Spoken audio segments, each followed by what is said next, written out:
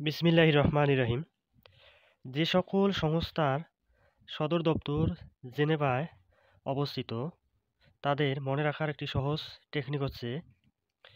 টেকনিকটি হচ্ছে সংস্থার প্রথম অক্ষর যদি আই এবং শেষ অক্ষর যদি ও অথবা ইউ থাকে, অথবা প্রথম অক্ষর ডাব্লু শেষে ও থাকে, তাদের সদর দপ্তর জেনেভায় অবস্থিত। যেমন WHO, WTO, WIPO, WMO, ILO, ISO, IPO, IPU, ITU এ সকল দেশের সদর দপ্তর জেনেভায় অবস্থিত। ব্যতিক্রম হচ্ছে এই নিয়মের মধ্যে কিন্তু IMO পড়বে না। এই IMOর সদর দপ্তর হচ্ছে লন্ডন এবং ICAO এর সদর দপ্তর হচ্ছে মন্ট্রিল।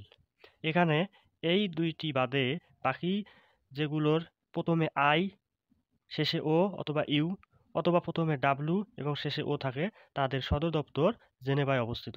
ধন্যবাদ সকলকে।